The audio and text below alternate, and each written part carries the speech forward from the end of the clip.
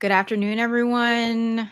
My name is Michelle Kinney. I'm one of your co-hosts here on Over It on the Mayday Network. You are likely either watching on the Mayday Network, which we hope you will like and subscribe on YouTube, or via one of the Twitter feeds of my lovely co-host today. We have Julie Roginski. She is the author of Salty Politics on Substack, and the wonderful JoJo from Jurors, Joanne Carducci, who is the author of Are You Effing Kidding Me on Substack, as well as the co-founder of The Siren, which I hope that you're all subscribed to as well. Which is climbing the charts and climbing the charts. As Will made it. And folks, if you have not yet subscribed to The Siren, please do, because it's awesome. And what Joe's building over there is phenomenal. But I don't want to really dwell on our business ventures here. Oh no, it's but they're important, I think, they're in context of all of this. But yes. Yeah. I hope everybody here had a chance to watch the Epstein survivors speak, because we have not seen that kind of power in a long time. And, I'll start off by saying this, and I'd love to hear your thoughts on this and also the thoughts of people in the chat. Watching some of those women, it was obvious to me that these are women who were girls back then who did not come from the same side of the tracks that a lot of the men to whom they were trafficked came from. And that was by design.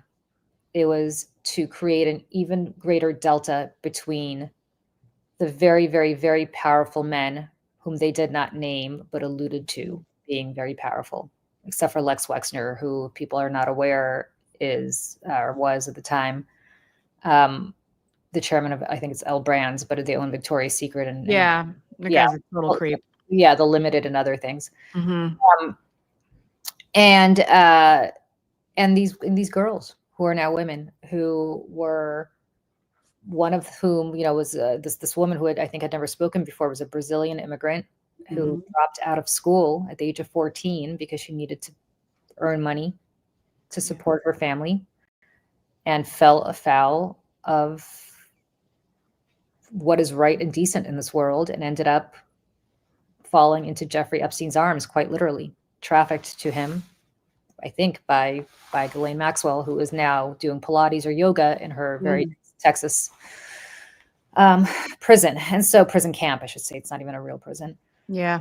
So to me, that was what's so striking, because it's one thing to read about this on paper. It's one thing, but the power of media and television, and, a picture paints it says 1,000 words, is so accurate here, because to actually see these women stand up and talk about this, they weren't polished, they weren't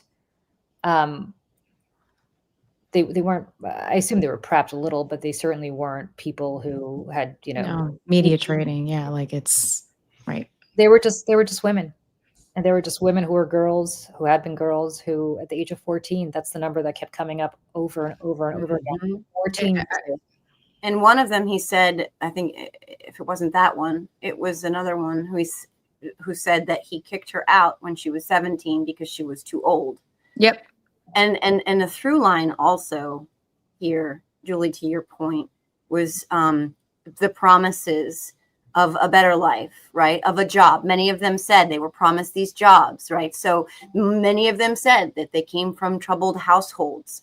And they were picked for those reasons in large measure, because Ghislaine knew how manipulatable they would have been.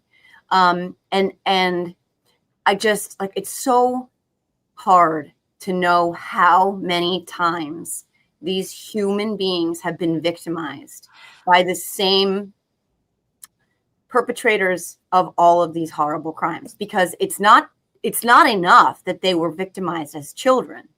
They've been victimized as adults with cover up after cover up, immunity deals, no non-prosecutions, redacted files, hidden files, accountability, establishments now that prevent accountability.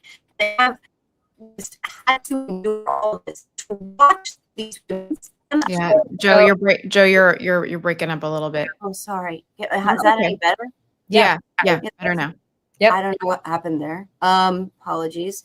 It's probably the same as the flyovers, Yeah, which were right. so coincidental. But to watch, I was really to watch those women stand up there and share these horrible truths that come with a shame that should never belong to them, but many of them acknowledged, was incredibly powerful. And they are warriors, and they are brave, and they are the faces of abuse. And so many of them also said, to other survivors, like they're doing this not just for themselves and for what happened to them, but they quoted the stats. 1 out of every 5 women in this country will experience sexual assault, sexual abuse of some kind. I'm not Nancy Macing this and making it about myself, but I have also been the victim of sexual abuse, and it was amazingly powerful. And I am filled with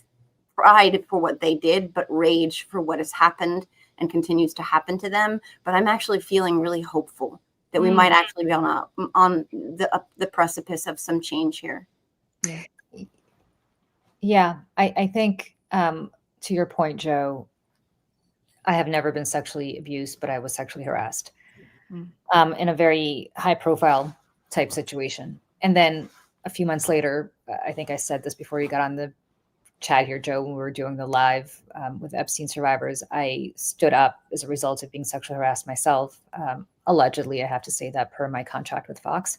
But as a result of that, I had some young women come to me and tell me about being sexually abused and other things happening on Governor Murphy's campaign, the governor of New Jersey. And I think the part that was so painful for me, and I can only imagine how painful it is in exponentially so for these women, is not the bad thing that happens to you, but then when you go for help and you go and report the bad behavior and you do it because you think somebody's going to help you, but instead they retaliate against you, or they that, I'll speak just for myself.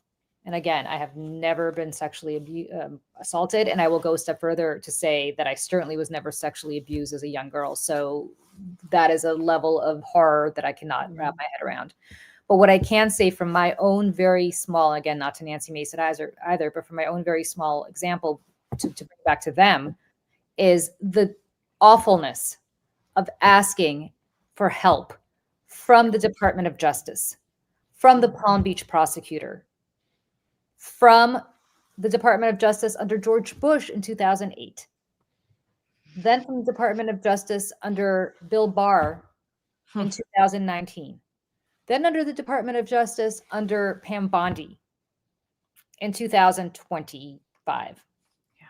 And every single time being told, sorry, not only are we not going to help you, we're not even going to tell you what we're doing until you read about it in the press. Whether giving this non-prosecution agreement that Alex Acosta, who then Trump inexplicably made, maybe not so inexplicably made the Secretary of Labor, whether it is trying to get out of it and then being told that, sorry, this non-prosecution agreement, the Department of Justice is going to defend this non-prosecution agreement, so you can't do anything about it. Whether it is being told that Jeffrey Epstein is going to finally be held accountable for his crimes.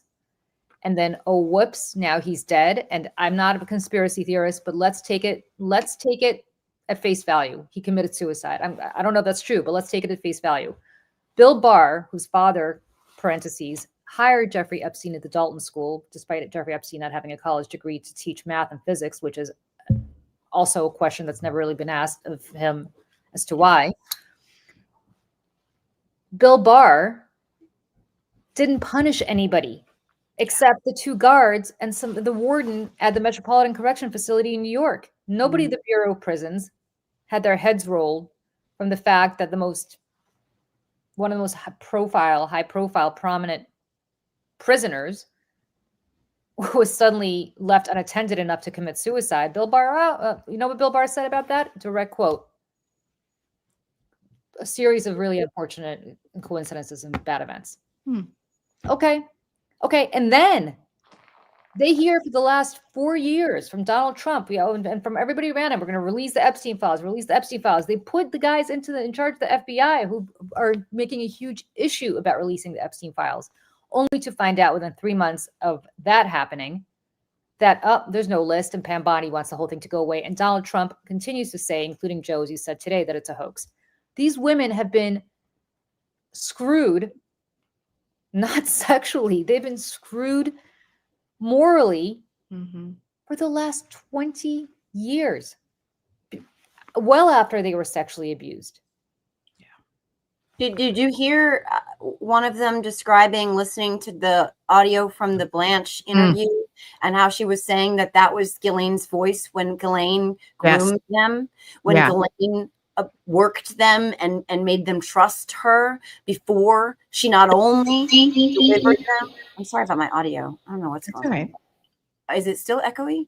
Nope, just for a second. Before, so listening to that interview again, Julie, like exactly what you're saying. They had to listen to that interview of a woman who is now in what they call Club Fed, right? Where they've freaking goat yoga and pottery, and they've removed someone who was there because that was the right place for her, because she was complaining about Ghislaine being there because she's a 20-year convicted child sex trafficker.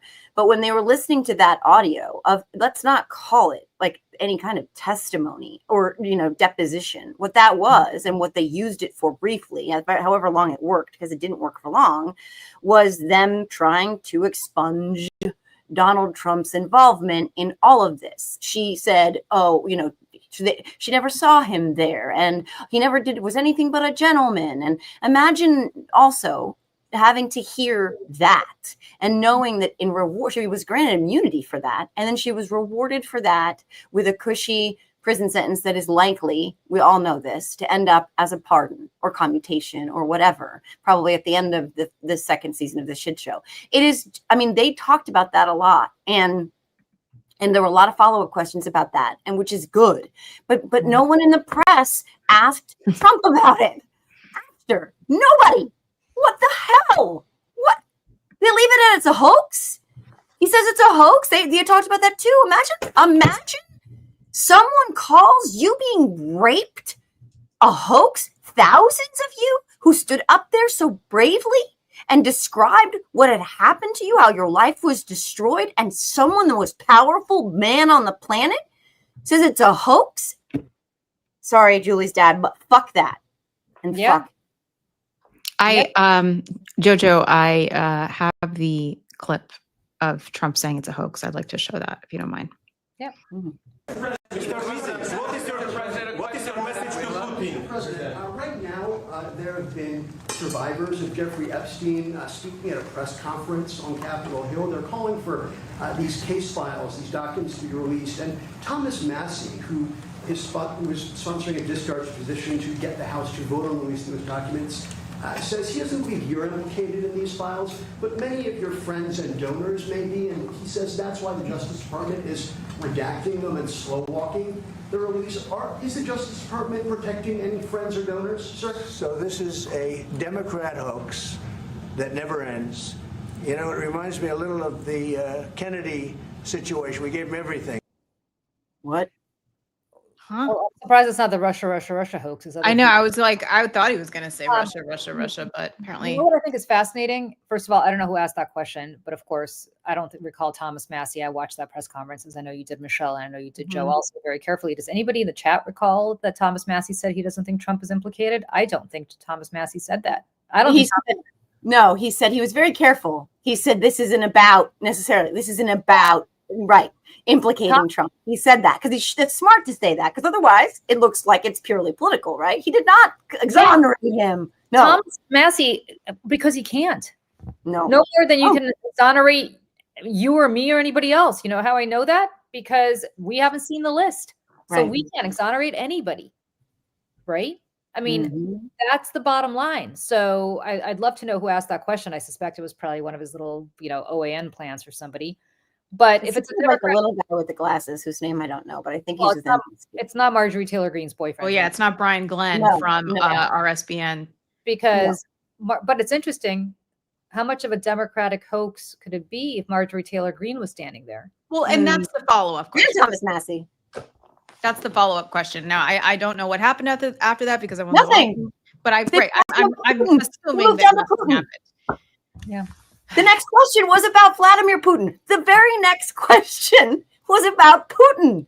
Like, Like, know what? also It's not- important, but like, let's stay on task. You know what I mean? And this is where the journalists, it's like nobody has each other's back either, which is just crazy to me. Like, this is like when there's one reporter in the press pool who's being attacked by Trump, why isn't the next reporter standing up for them? Like, why is this like, why isn't there a piggybacking situation? Why aren't they all kind of getting together to get to the bottom of things? And this is because they're all answering to their own corporate overlords and being told what to say and what not to ask, and which, is why, our opening about what we're doing is so important, why what Joe is doing at the Siren and what we want to do here at Mayday, this is why, because we want to ask the tough questions. We want answers to those tough questions because we can't rely on the American media, legacy media, to do that for the American people, for any of us.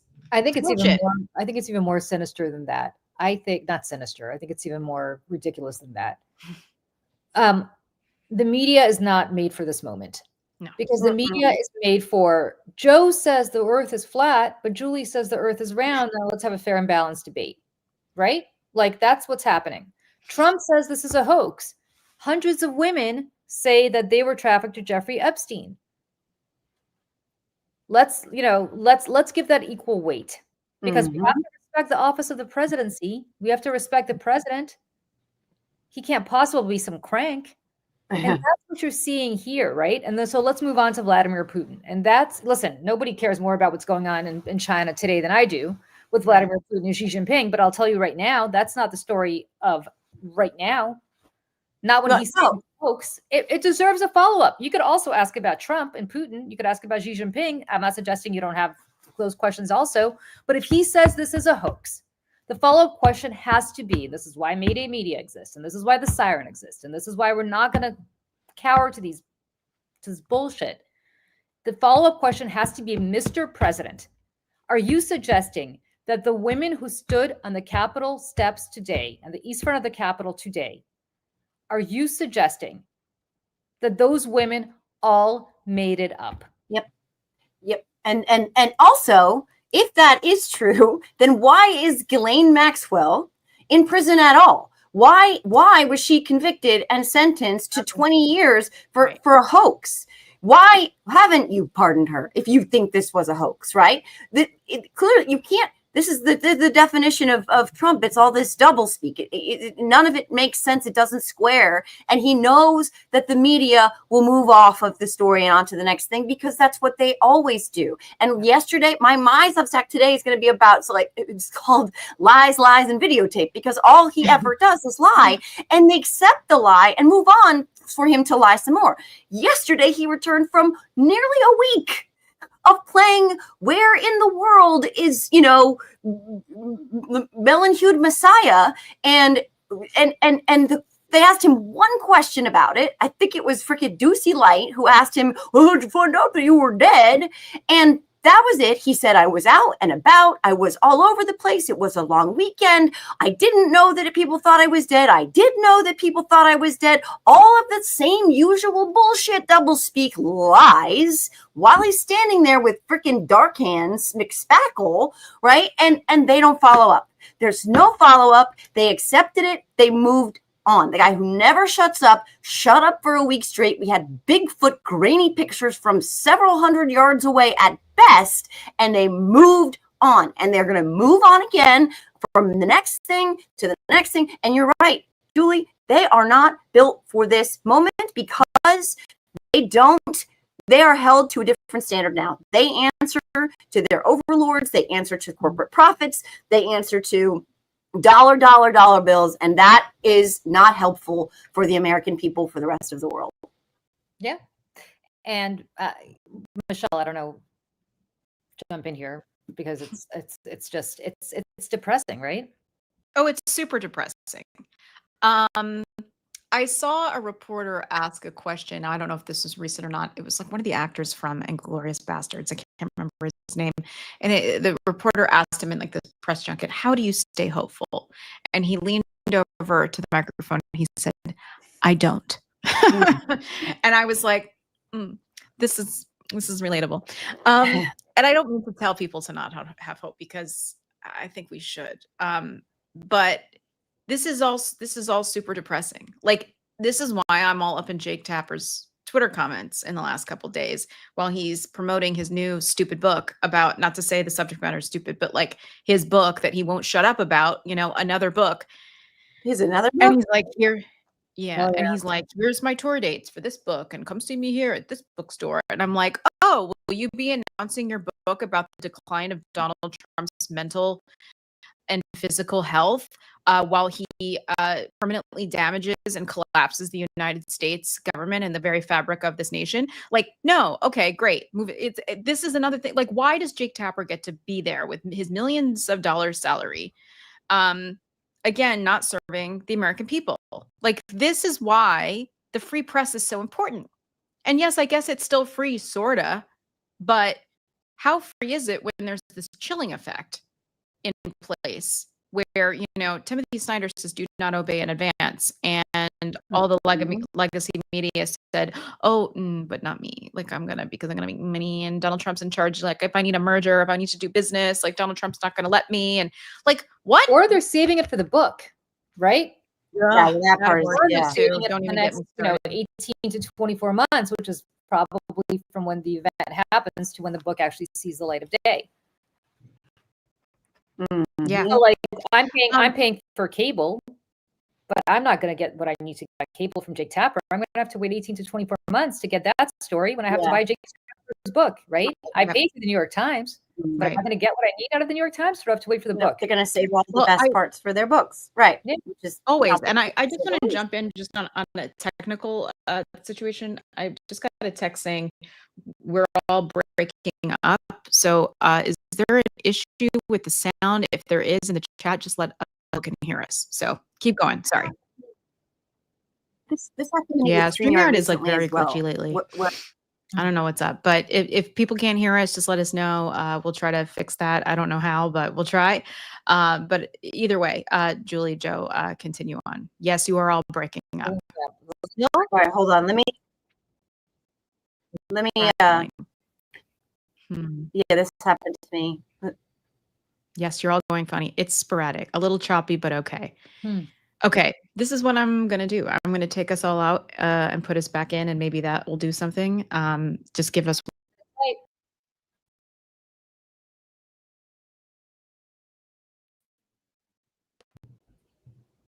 I don't know if that did anything, but we'll see.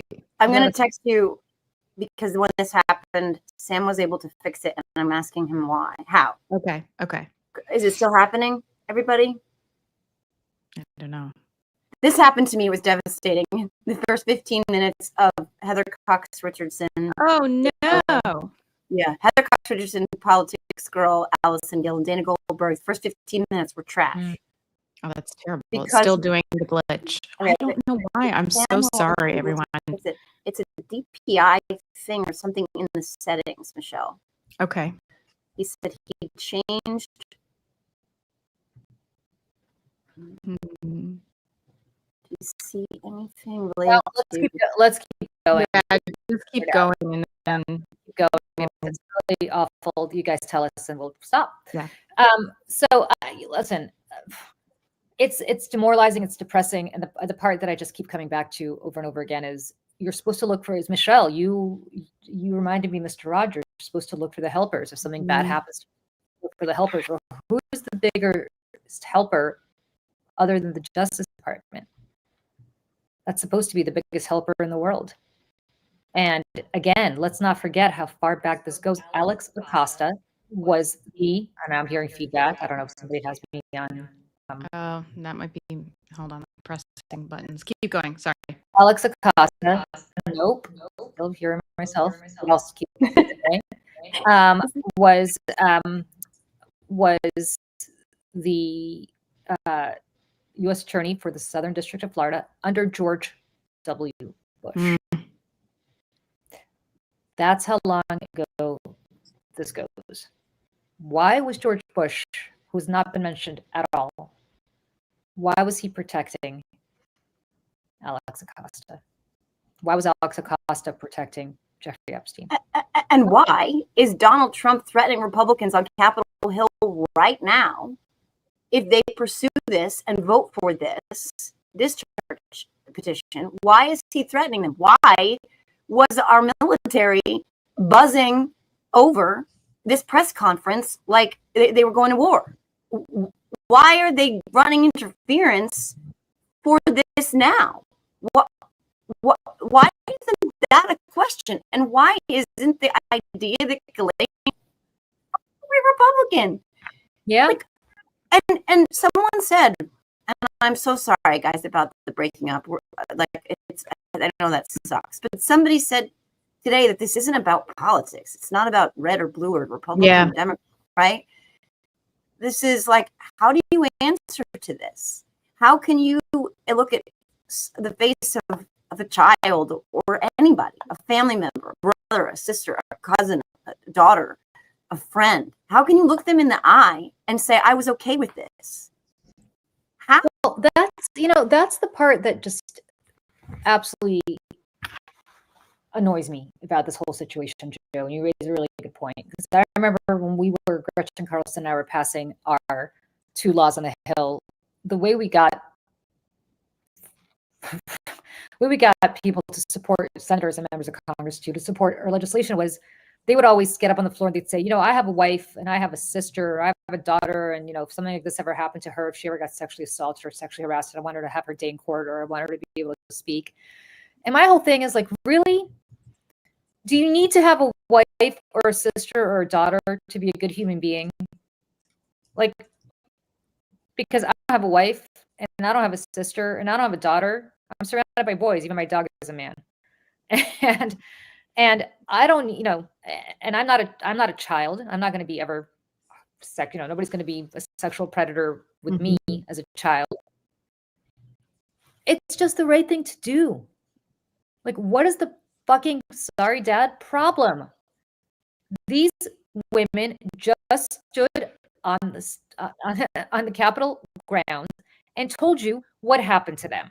You had a girl who's now a woman telling you she had to drop out of freshman year of school to effectively pleasure Jeffrey Epstein. And as a result of that decision that she made at the age of 14, I am positive that she's not raking in the cash these days. And I don't know what kind of job she has as a non-high school graduate.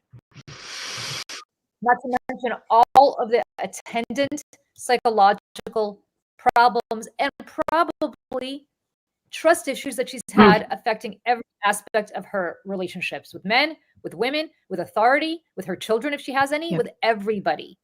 Her parents, worrying that somebody was going to come and kill her family in Brazil. Are you kidding me? Probably with good reason.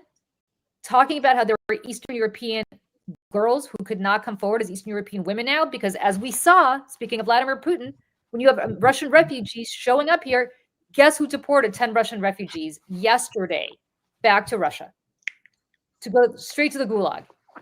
Donald Trump did that for his friend Vladimir Putin. We don't think that Vladimir Putin's going to do that for his friend Donald Trump to one Russian girl who raises her hand and says, oh yeah, I was trafficked 20 years ago to Jeffrey Epstein when I was, somewhere. I mean, you don't need to have a wife or a sister or a mother or a daughter to understand what this is about. You shouldn't. And you don't need to be a woman to do this. I'm sick of the women. I have to say this, and I'm getting myself wound up. Marjorie Taylor Greene, Lauren Boebert, Nancy Mace. Not my cup of tea. Any of them. But why is it that it's just, aside from Thomas Massey, why is it 3 women on the Republican side? I'm telling. Where are the men? Where are the men? Where are you, Elise Stefanik? I was just going to say that. I was like, where's Elise Stefanik, who hasn't held a public town hall in 6 years? It's they're cowards. Yes. And they don't want to have to face it. And, they can make all these excuses that they don't want to believe women, but don't want to believe women. Would you believe children?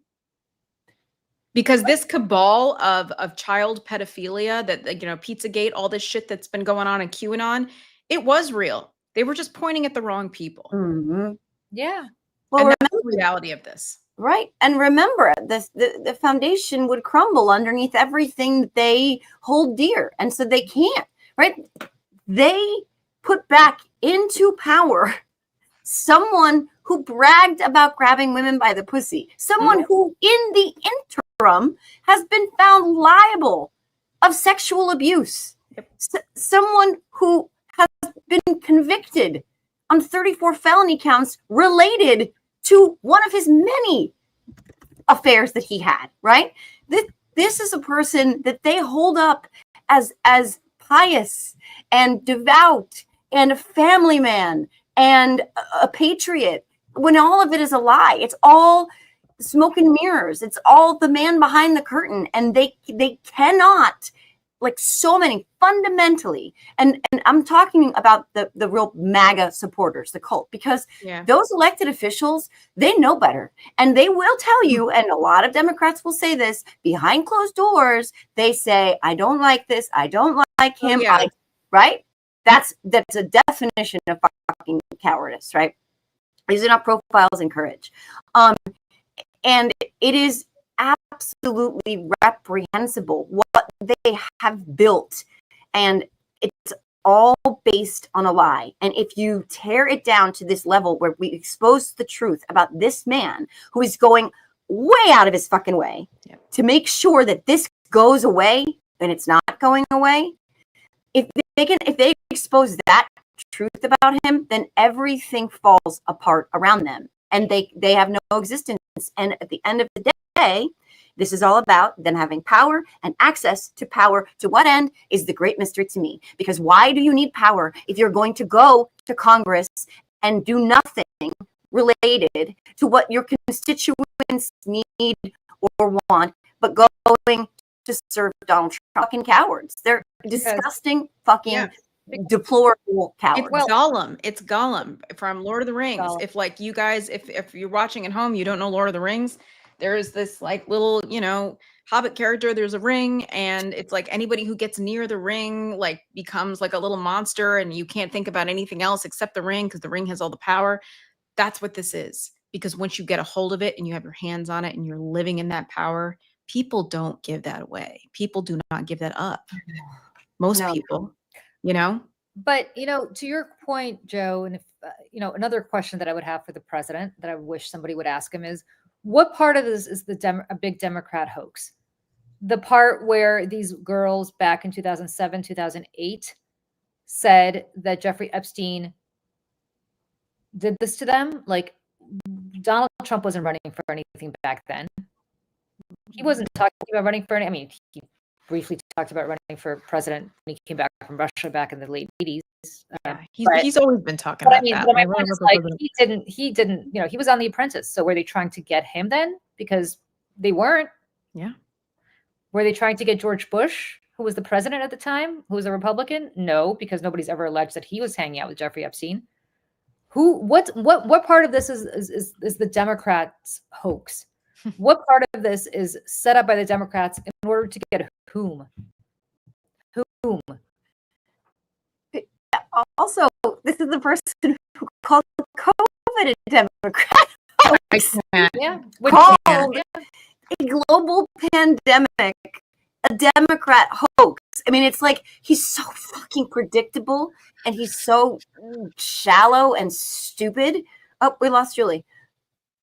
Oh, she said she had to grab a charger. Oh, okay. And she might have to jump off for a second. Yeah, like it's like everything I don't like is woke. It's like everything I don't like is a Democrat hoax. Like, and again, that it's acceptable for anybody, let alone the mainstream media, to just move on from that. It is, man, it's how we got here.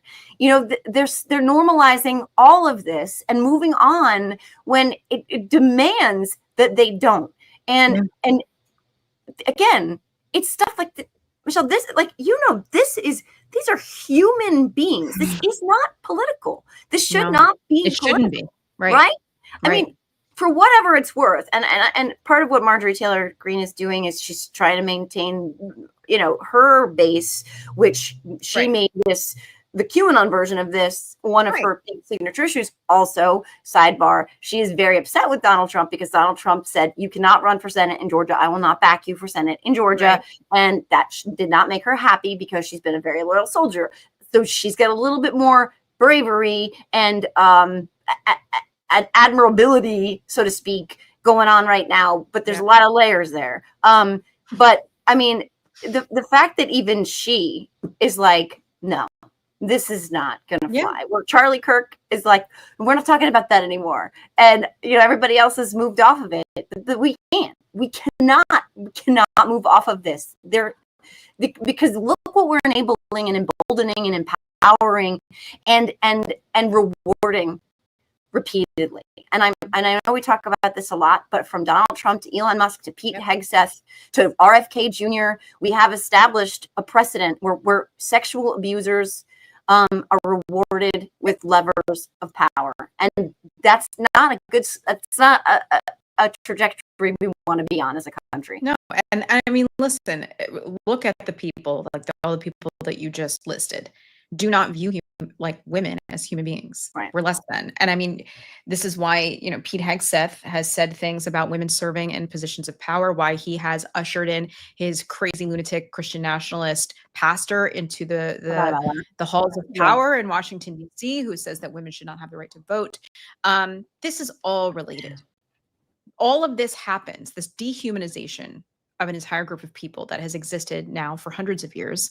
We're on an upward trajectory, but we have a long way to go, obviously. But this is why they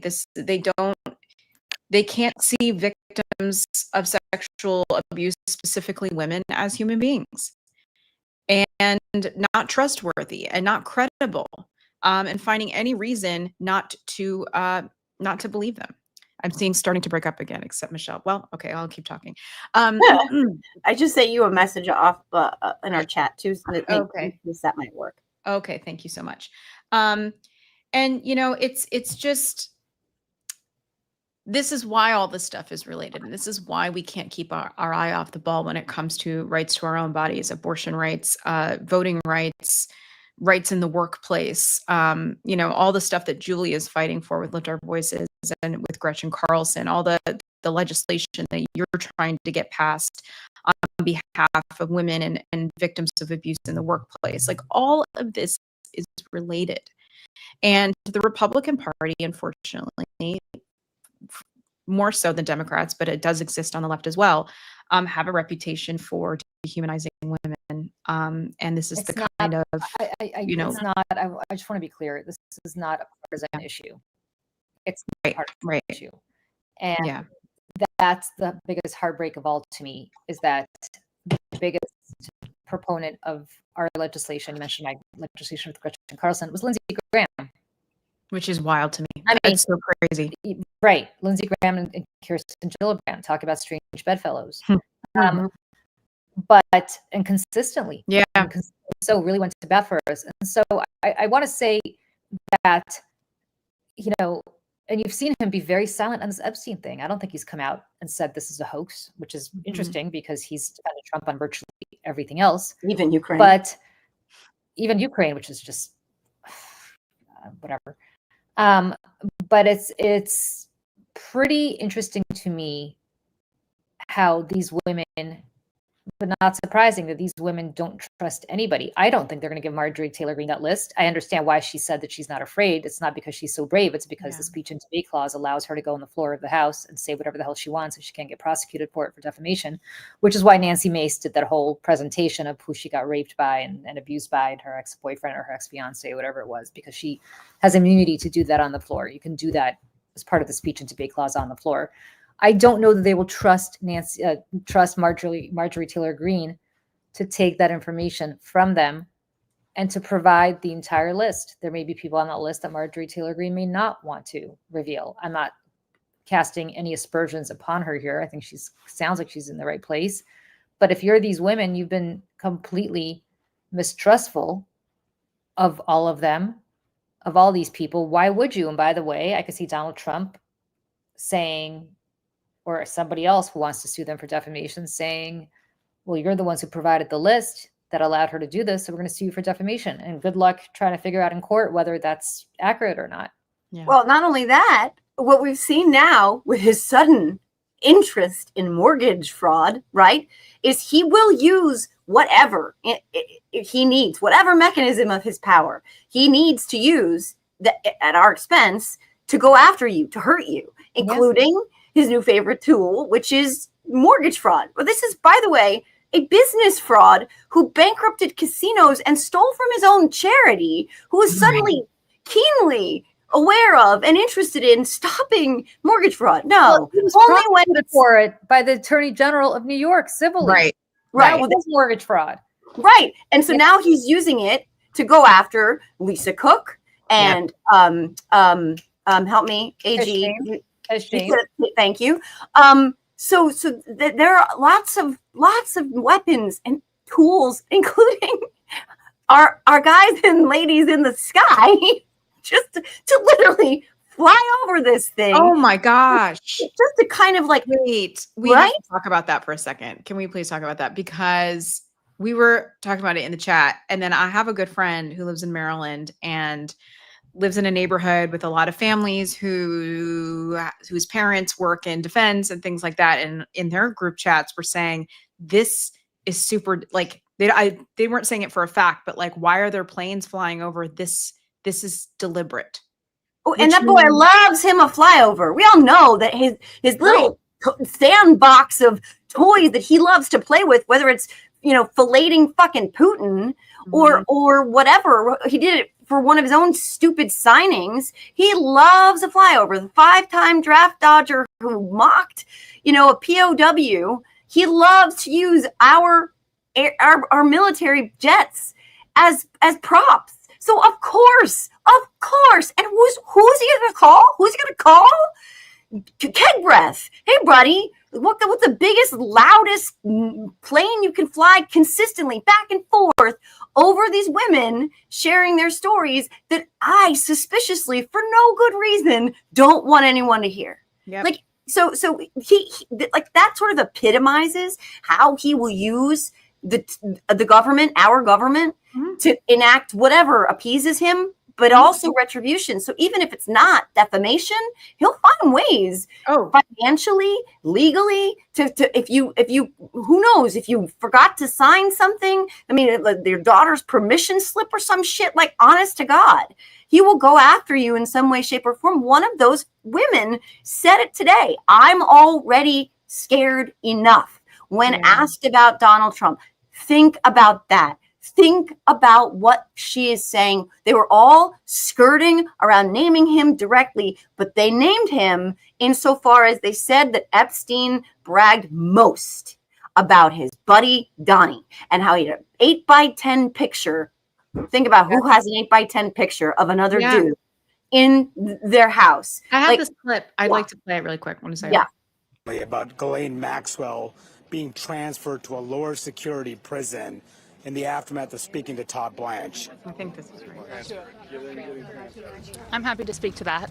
Oh no, We this were was this not horrified. it. Let me look. Hold on. I thought it was. But while you're looking, I'll let say me that find it. that was the part where they did discuss the Blanche interview of Ghislaine Maxwell, and they talked about how hearing her voice in that interview was re-triggering and re-traumatizing all over again, because that was the same soft-spoken, cool, soothing, tuned, voiced Ghislaine who took them off the streets and out of Donald Trump's. Well, spot. they basically were saying, kind of inadvertently, that she was grooming Todd Blanche to believe her in the same way she groomed them to believe her as well. I mean, look, here's the difference. Ghislaine Maxwell grew up with a very fucked up dad. Sorry to my not fucked up dad for using that kind of language, but Robert Maxwell, who was a nightmare. If you want to read something interesting, read about his life. But nevertheless, she, a billionaire on paper, at least, it all went to hell, but grew up with yachts. He had a boat called the Lady Ghislaine. She was the favorite child. She grew up going to the best schools. She went to Oxford. She, beautiful and educated and well mannered and hanging out with royalty and hanging out with presidents and apparently so charismatic that it wasn't just because she was with Jeffrey Epstein. She was his entree into that high society thing. Mm-hmm. This is a woman who knows how to manipulate people who are easy to manipulate, i.e., 14-year-old girls. Yep. Abuser. Like, I mean, she's a sociopath, Yeah. abuser. And here's, I have the clip, and Joe, I know you have a heart out here. So I want to give you a chance to have a final say or final word, final say. But here's the clip really quick. Surrounded himself, with the most powerful leaders of our country and the world. He abused not only me, but countless others, and everyone seemed to look away. The truth is, Epstein had a free pass. He bragged about his powerful friends, including our current president, Donald Trump. It was his biggest brag, actually. And what I endured will haunt me forever. I live every day with PTSD. I live as a mother trying to raise my child while distrusting a world that has betrayed me. This kind of trauma never leaves you. It breaks families apart. It shapes the way we see everyone around us. But one thing is certain, unless we learn from this history, monsters like Epstein will rise again. There are files, government files, that hold the truth about Epstein, who he knew, who owed him, who protected him, and why he was allowed to operate for so long without consequence. Why was Maxwell the only one held accountable when so many others played a role? Why does the government hide this information from the public? This secrecy is not protection, it's complicity. And as long as the truth is buried, justice will remain out of reach. That is why this bill matters. Passing it will, bless you, ensure that the suffering of survivors is not in vain. Passing it will bring accountability, transparency, and prevention. I wanted to play that she said that his biggest brag, to your point, Joe, that's what he said. His biggest brag was that he was friends with Donald Trump, that he was close with Donald Trump, and that he had the 8x10 photo of them or him on his desk. And he was also he bragged about knowing Bill Clinton, that he was friends with Bill Clinton, who we know was part of this. And that's where this, Julie, you were saying, this is nonpartisan. Doesn't matter. Yeah, because you know what? Like, if Bill Clinton's on that list, which I'm sure he is and has done some horrible things, burn it to the ground, guys. Burn it all down. And that's burn the it all difference. down. Every time I'm on Twitter and I say something about this, everybody's always sending me stupid pictures of Bill Clinton that Epstein had. Okay. Bill Clinton and that Monica. Okay. Yeah. By the way, you know why I'm not in a cult? Because if it's Bill Clinton, great. If it's Barack Obama, great. If it's Joe Biden, great. I don't care. Right. Unless it's my husband, in which case I would be very shocked. My God. Burn it all down, right? Like, burn it down. And Joe, I know you have to head out. So I just want to say goodbye. Julie and I'll stay in for another minute. Thanks, guys. Sorry. But thanks for being here, Joe. Big hugs. I love you. Bye. Thanks, Bye. guys. Bye. But my point is, what I was saying, Michelle, is like, I don't care who it is, and none of us should care who it is, other than those people deserve to be held accountable. And if you think that I have a problem, or you have a problem, Michelle, with the fact that some of those people may be former Democratic presidents, I don't care. And I think Bill Clinton was an excellent president. Yeah. But if he did this, then he deserves to be exposed. He's a very bad man. Now say the same about Donald Trump, my MAGA friends. Mm-hmm. Mm-hmm. Right? Like, that's all there is to it. I mean, these are children. Like, this is the part Children. I just, this is the part that I guess I can't just get past. They are children. I have a son who is a year younger than these. He's 13 years old. Mm. And so I'm around a lot of 13, 14-year-old girls as a result of him having friends. Yeah. These are children. They don't know what the hell they're doing. No. I don't care if their bodies are developed. I don't care if they've already hit puberty. Mentally, they are children. I think about, like, when I was 14, I was like playing my clarinet and like, do you know, it's just like, you're a kid, you're a child. And like, I remember reading when some of this news was breaking, however many weeks, months ago it was, there was so much where they were talking about that aspect of the Epstein trafficking and recruiting, that when they were 17, they were often dismissed because then they were too old. Because then they were adults and no longer attractive to them. I mean, this is sickness down to the bone marrow. This is a sickness, a predatory, monstrous. I mean, there's not even words. There's not even words. And I think, I hope one day that this could be something that, brings a divide together. I mean, one of my very good friends who was very violently sexually assaulted by a stranger outside her apartment in New York City. She was roofied 2 times in Los Angeles, and has had numerous other things happen to her, harassment. And she was texting me, very emotional, by all of this, obviously. And she said, I wonder if this will be the thing that could bring people together. And I said, listen, don't get your hopes up, but it's something. Is it going to bring everybody together? No, but it might bring some people. I mean, look, when you have Donald Trump saying that everybody, that this is a hoax, you're Yeah. going to have a large segment of the MAGA base, even if they have him on video saying this is AI, Yeah. it's a hoax. Oh right? yeah. That's what he says now. Like you saw the video yesterday. They were showing of like the trash bag being thrown out the side of the window of the White House. Yeah. And Steve Ducey? Which Ducey is it? I forget. He shows the video and he was like, "That's AI." Like, because this is what they do now. This is what they do now. Everything they don't like is AI. So yeah. And look, I mean, they figured out something very smart that people like Johnny Depp figured out and others have figured out, which is sue for defamation. Because by the time you're done suing somebody into oblivion, even if that person wins, they're going to be so broke and so morally exhausted Yep. that it's not even going to be worth it to come forward. And it's going to send a message, which is what Dershowitz did with Virginia Giuffre. Mhm. Giuffre. Yeah. That's what Yeah. he did with her. He sued her into oblivion. Mhm. Do I believe what she said? I sure do. Why would she make it up?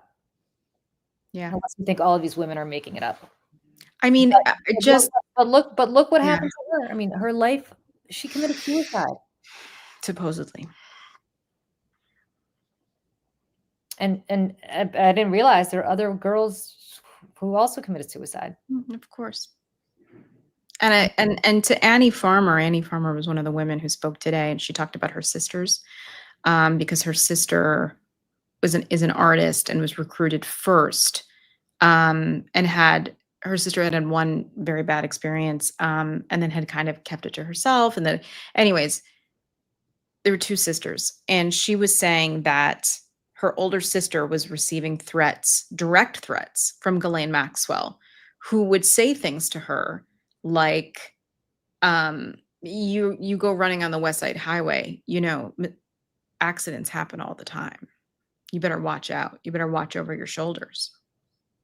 I mean, these are people who could get something like that done easily. It's not hard. And listen, do any of us know that happened for sure with anybody? No. Could it have? Well, look, here's the reality.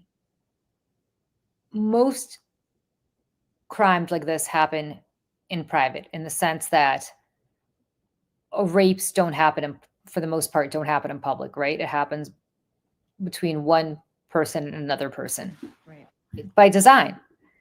And if all you need is something on video that now you can also attribute to AI, then I guess we might as well just stop prosecuting rape, because chances are you're not going to prosecute anybody for it. Right. But at least we could all agree that it happens, right? Like, I don't care how much of a Trumper you are. At least we could agree that like bad things happen. People do rape young girls. Mm-hmm. And if that's the case, why do you think that this did not happen? Why is this a hoax?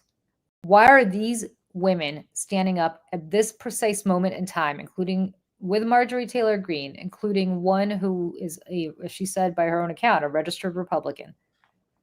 Why would they put themselves through this? To what end? And for the last 20 years, it's not like they woke up and said, holy shit, Donald Trump's back in the White House. Let's get the movement together to Right. get him out of the White House. This has been going on back when Donald Trump was he even on The Apprentice back then? I don't even know. Maybe he was on The Apprentice back then, but Maybe, I don't know. I I don't know. 2007, right? Like, Yeah, that sounds right. I mean, George Bush was in the White House. Mm, Donald Trump was not even a factor politically before the really, yeah. before birtherism, before anything. The guy at best was on the Survivor. Why do they think that this was just happening now? And why drag in all of these? Why drag in Bill Clinton allegedly? Why drag in Bill Gates? Why drag in Alan Dershowitz? Where's the hoax here? Where's the hoax? So, like, I guess that's my question, Peter Ducey, or whoever wants to be at the White House to ask this question. Like, ask Yeah. the question. Why? Like, Peter. what are you applying as the hoax here? Because nobody can answer that question. I have so many questions. I have questions about whether Bill Barr, who investigated Epstein, had a relationship with Epstein through his father, who hired him at the Dalton Possibly. School. Right. Because again, why was Jeffrey Epstein Why was Jeffrey- hired to teach mathematics at this elite school with no credentials or no resume whatsoever? I said this before. My son goes to one of these schools. Most Mhm. upper school teachers there have PhDs. You do not get a Yeah. job there without a college degree. You just don't. I'm sorry. You Right, just because you're paying more than most people or some people pay for actual college tuition. So if you're paying for that for your child to go to school in a private school in New York City, you better be getting that. Like, oh, you know what I'm saying? Like that's what these people you don't demand. even get through the door. Right. Like, you don't get through the door to have an interview. You don't get to prove how brilliant you. By the way, you don't need a college degree to be a brilliant mathematician. By all accounts, Jeffrey Epstein was. But how did he even get through the door to prove that he was a brilliant mathematician?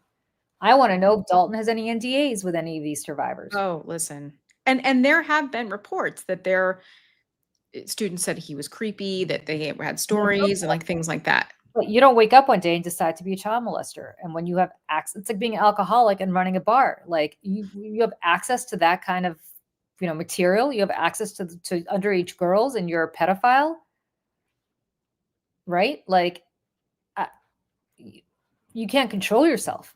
I want to know if there are any. I'd love to know if Dalton had any NDAs, and if so, the headmaster of the Dalton school, named Donald Barr, the father of Bill Barr, would have known. Yeah.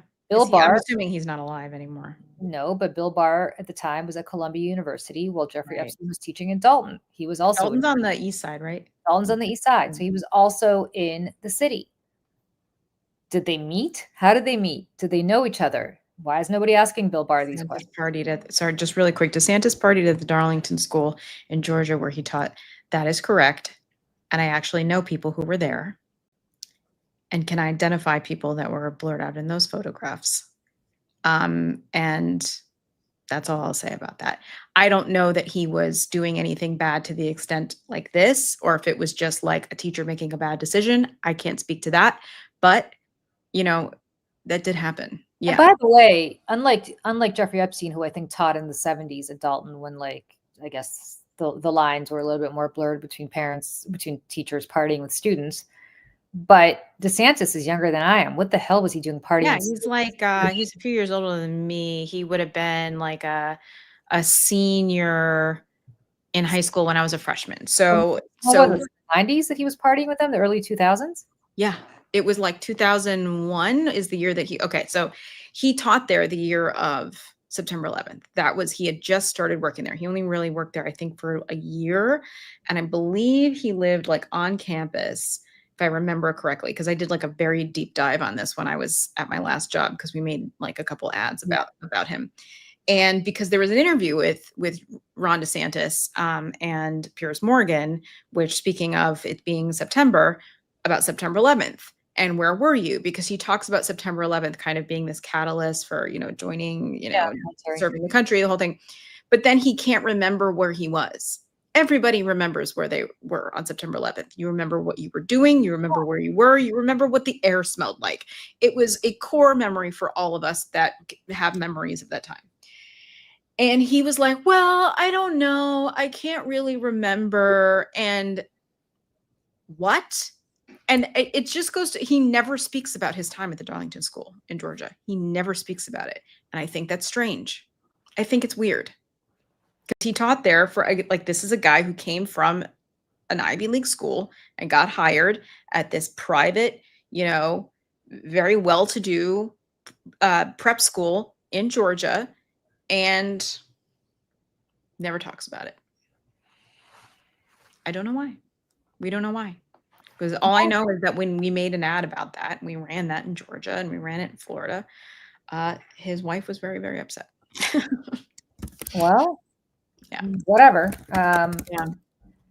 Anyway, we never even got to what we're over because I mean, honestly, at this point. I'll tell you what I'm over very briefly based on just the last couple of hours. I am so over people not having a conscience that we elect to office. And I'm going to tell you right now, if you live in a district where your member of Congress did not sign that discharge petition, there's no excuse for it. There's just no excuse for it. And I beg you to call them, and I beg you to insist that they sign that discharge petition. And what kind of human being do you have to be to not hear these women, or to hear them and not do the right thing? Yeah. How deep in, how Gollum are you? Yeah. You know what I mean? How far gone are you? And that's where, I talked about this, and not to go on a tangent about this, but like, this is why, like, the people that we elect, to your point, especially local and state government, is also extremely important. Representing your life more directly, and taking stock in those choices as well, as we're electing someone in New Jersey and Virginia, next year, New York, many, many other states. And I'm thinking specifically of Elise Stefanik as someone who never does the right thing and is so far up the ass of MAGA. She has absolutely no morals, and is getting hammered by her own constituents. And Congresswoman Balint, I think she tweeted this morning, that Elise Stefanik hasn't had a public town hall in 6 years. And so people need to call her, and people like her, burn up their phone lines, ask them why, because they love to go on and on about the children and this, and I'm pro this, and I like horseshit. No, none of you are. You only care about yourselves and power and proximity to power. Yeah. And that's why it's like Marjorie Taylor Greene. Like, I can't believe I'm even saying this, but for whatever reason she's doing it, I don't know. Maybe it's genuine. Like, she got up there today and she spoke up. Like, I can't even believe I'm saying it, because I think she's an insane person. But, it matters. It matters to people that she spoke up today. It does. It matters a lot, because Thomas Massie is perceived as being an antagonist of Trump's, even though they're very much in the same bandwidth. I agree about a lot of things. Yeah. But with her, she does matter, and you're absolutely right. And hopefully 2 more people will do the right thing. There are members of Congress in swing districts. I'm talking to you, Tom Kean, New Jersey 7. Talking to you, Mike Lawler. I'm talking to you. I mean, there's so many, right? There are 2 on Long Island. There are many in California. Do the right thing. Just do the right thing. Chris Smith, who is for decades was, I don't know if he still is, the chair of the pro-life caucus, all about protecting the lives of unborn children. What about protecting the lives of children who were born?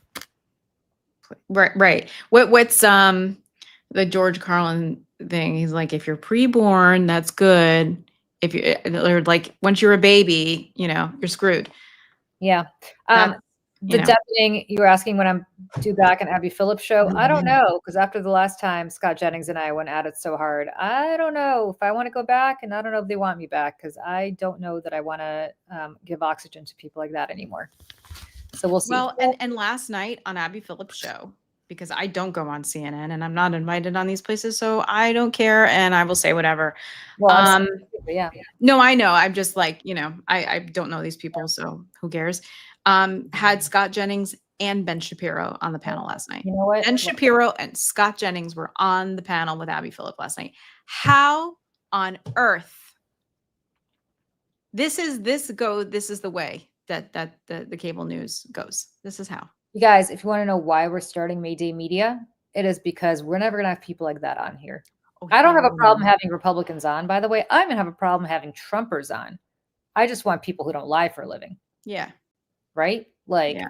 I don't want to debate whether the earth is round or the earth is flat. Like, we could all agree the earth is round, and then we could discuss whether tax rates are too high or not, or we could discuss whether Obamacare was a good thing or not. Like, I'm fine with that. I just don't want to deal with people who are just pathological fucking liars. You, Scott Jennings. Mm-hmm. And I don't want to necessarily be on shows anymore where I have to sit there and waste my breath, where one person says the earth is round and the earth is flat, says the earth is flat, and we have a fair and balanced debate. I did that for a very long time at Fox News. I'm not particularly interested. Fair and balanced. Yeah, fair and balanced. So from my perspective, am I going to be on? Probably, but I'm not rushing to go back. They asked me to go on last week. I couldn't. And I'm not really going out of my way to do it. So, and I will say the women from I've Had It podcast, love them. One of them, and I always forget their names, was on Abby Phillips. She's on it. I mean, she like rips them to shred every single time. She's great.